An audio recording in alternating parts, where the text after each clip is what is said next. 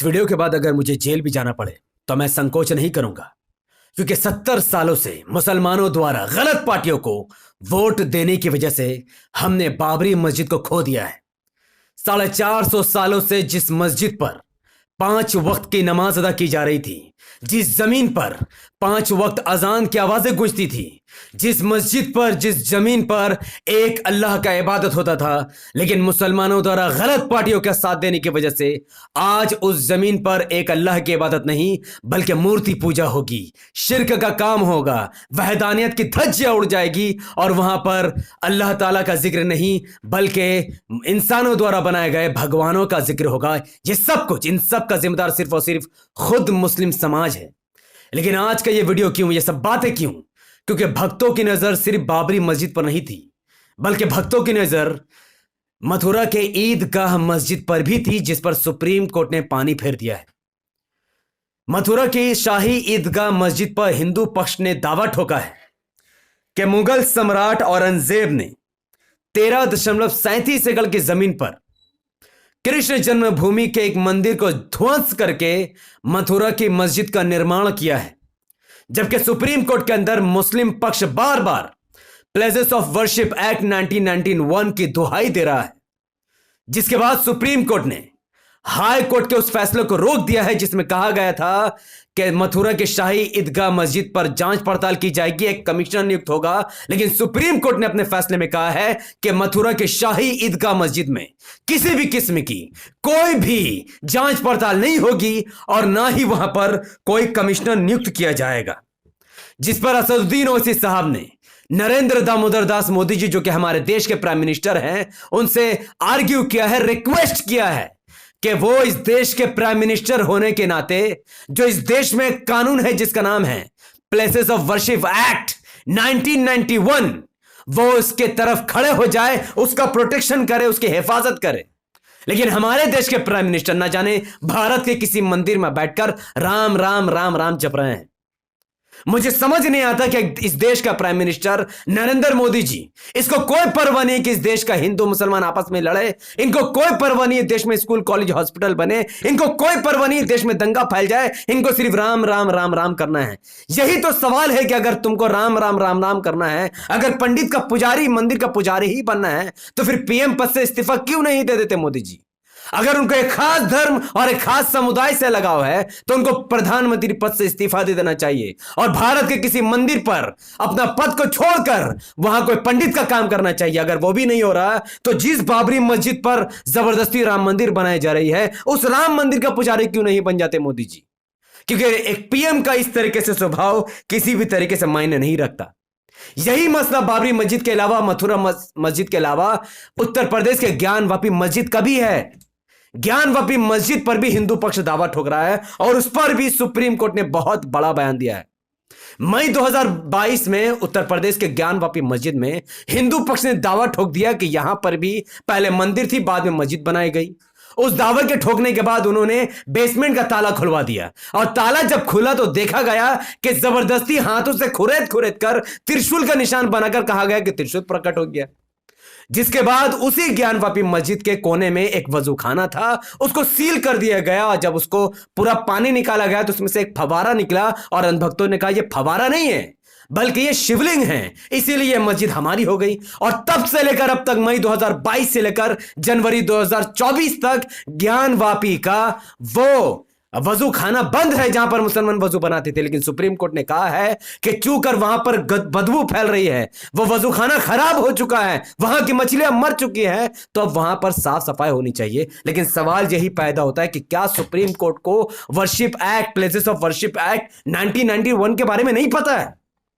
इस एक्ट में साफ तौर पर बताया गया है कि 15 अगस्त 1945 के बाद से जो भी मस्जिद, जो भी मंदिर, जो भी धार्मिक स्थल जहां था वही रहेगा, उसको कोई दावा नहीं ठोक सकता है। उसके बावजूद भी, इस कानून के बावजूद भी ज्ञानवापी मस्जिद का फैसला, ज्ञानवापी मस्जिद का पूरा केस सुप्रीम कोर्ट डिसमिस क्यों नहीं करता?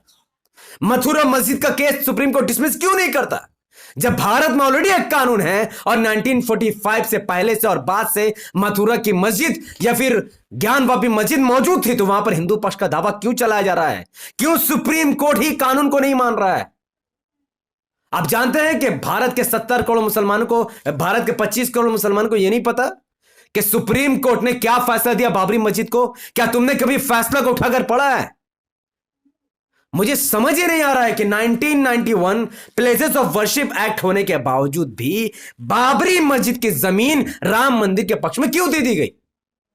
सुप्रीम कोर्ट ने खुद माना है इसके बारे में।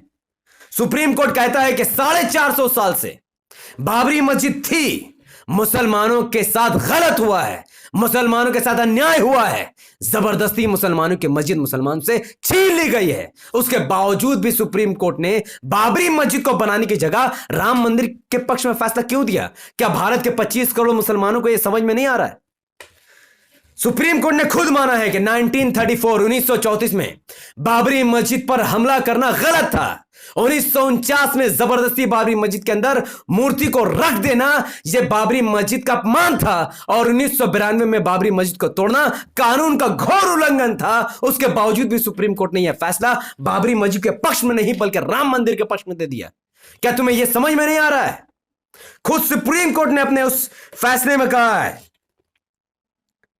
कि मस्जिद, जो बाबरी मस्जिद बनाया गया था, वह इस्लाम के सिद्धांतों पर बनाया गया था। बाबरी मस्जिद किसी राम मंदिर को तोड़कर नहीं बनाया गया है। ऐसा कोई प्रमाण नहीं मिला है जिसकी वजह से कहा जा सके कि हां यहां पर पहले कोई मंदिर था, लेकिन सुप्रीम कोर्ट ने कहा कि यहां कोई मंदिर नहीं था। ऐसा कोई भी हिंदू पक्ष सबूत नहीं दे पाया है। उसके बावजूद भी 22-23 दिसंबर की रात में जबरदस्ती कुछ लोगों द्वारा मस्जिद के अंदर मूर्ति का रखा जाना गलत था। उसके बावजूद भी सुप्रीम कोर्ट के 5 जजों की बेंच ने मुसलमानों को मस्जिद बनाने की जगह हिंदू पक्ष को मंदिर बनाने क्यों दिया? और सवाल यह भी पैदा होता है कि अदालत जब खुद मानती है कि 450 साल पुरानी मस्जिद से गलत तरीके से मुसलमानों को वंचित किया गया है, लेकिन विशेष वर्ग के दावे को सुप्रीम कोर्ट खुद खारिज कर देती है कि हिंदू पक्ष ने जो दावा किया उस पर उनके पास कोई सबूत है ही नहीं। बाबरी मस्जिद जो तोड़ा गया गलत तरीके से 1992 को सुप्रीम कोर्ट भी उसे गलत मानता है। तो सुप्रीम कोर्ट को यह कहना था कि वहां पर बाबरी मस्जिद थी, आगे रहेगी। यह भारत का संविधान, भारत की सरकार और भारत का कानून व्यवस्था न्याय के साथ है, मुसलमानों के इसीलिए साथ है क्योंकि मुसलमान अपनी जमीन पर सही दावे के साथ है। लेकिन बाबरी मस्जिद को बनाने की जगह सुप्रीम कोर्ट ने राम मंदिर का फैसला कर दिया। क्यों? और इन तमाम वीडियो से, इन तमाम खबरों से सबसे बड़ी बात तो यह निकल कर आती है कि चाहे बाबरी मस्जिद का मामला हो या शाही मथुरा ईदगाह मस्जिद का मामला हो या फिर मामला ज्ञानवापी मस्जिद का हो, हर मामले में एक ही व्यक्ति है जो लगातार लोगों तक अपनी बातों को पहुंचा रहा है और मस्जिद के हक में अपनी बात, न्याय के हक में अपनी बात कर, वो असदुद्दीन ओवैसी साहब है। और जिन पार्टियों को 70 साल से भारत के 25 करोड़ मुसलमानों ने अपना वोट दिया, अपना सपोर्ट दिया, जिनके लिए दरिया बिछाई है, जिनके नौकर बने, जिनके गुलाम बने, जिनके लिए समुदाय से झगड़ा जिन लोगों ने किया, उन पार्टियों ने अब तक ना ही बाबरी मस्जिद के समर्थन में कोई बातें कही, ना ही ज्ञानवापी मस्जिद के समर्थन में कोई बातें रखी, और ना ही शाही ईदगाह मथुरा के मामले में वो कोई बात कर रहे हैं। तो क्या भारत का मुसलमान बेशर्म हो चुका है? क्या 25 करोड़ भारत के मुसलमानों की गैरत मर चुकी है कि जो व्यक्ति आपकी मस्जिद के बारे में, आपके धर्म के बारे में, न्याय के बारे में लड़ाई लड़ रहा हो, तुम उसे बी टीम कह रहे हो, और जो पार्टियां जिसको तुम वोट कर रहे हो, चाहे जिस आधार पर हो, वो तुम्हारी मस्जिद का नाम तक नहीं लेना चाहते। और ठीक यही मामला दिल्ली का भी है। दिल्ली के एक मस्जिद को वहां की सरकार हटाना चाहती है, कहती है कि ट्रैफिक जाम होगा, जबकि वो मस्जिद 150 साल पुरानी है। अब 17 जनवरी को इस मामले पर सुनवाई होगी, लेकिन इस मामले पर भी सिर्फ ओवैसी साहब अकेला बोल रहे हैं, बाकी कोई भी पार्टी उस पर हाथ नहीं लगाना चाहती है। तो इस वीडियो के माध्यम से मैं भारत के 25 करोड़ मुसलमानों से कहूंगा कि तुम्हें समझना पड़ेगा कि तुम्हारा भविष्य किस कदर अंधकार में डूबता जा रहा है। जिन पार्टियों को तुम वोट करो वो तुम्हारे वोट का सिर्फ इस्तेमाल कर रहे हैं। वहीं दूसरी तरफ सुप्रीम कोर्ट बाबरी मस्जिद के हक में फैसला देने की जगह राम मंदिर के पक्ष में फैसला देती, क्योंकि सुप्रीम कोर्ट जानती है कि मुसलमान का भारत में कोई नेतृत्व नहीं है। और यकीन मानिए, जिस दिन मुसलमानों का भारत में नेतृत्व होगा, सुप्रीम कोर्ट एक बार फिर से बाबरी मस्जिद के हित में फैसला देगी। यह लिखकर चुनौती मुझसे ले लो। इस वीडियो को वाइडली शेयर कीजिए, इस वीडियो को भारत के कोने कोने तक पहुंचाइए, ताकि लोगों को पता चले कि वहां पर बाबरी मस्जिद थी, राम मंदिर कभी थी ही नहीं, और सुप्रीम कोर्ट खुद इस बात को मानता है, जो खबर पूरी भारत से गायब है। इस वीडियो को दूसरों तक पहुंचाने के लिए इस वीडियो को लाइक कीजिए, इसके लिंक को व्हाट्सएप, फेसबुक, इंस्टाग्राम पर शेयर कीजिए, अपनी बातों को धड़ धड़ कमेंट पर रखिए। हमारे चैनल द पॉडिगल को सब्सक्राइब कीजिए, बेल आइकन को हिट कीजिए। अगर आप सब इस वीडियो को हमारे फेसबुक चैनल द पॉडिगल न्यूज पर देख रहे थे तो इसे लाइक और फॉलो कीजिए, 5 बड़े ग्रुप में शेयर कीजिए। मुझे अपनी दुआ में याद रखें। बहुत बहुत शुक्रिया। व आखिर दवाना अनिल हम्दुलिल्लाहि रब्बिल आलमीन। अस्सलाम वालेकुम व रहमतुल्लाहि व बरकातहू।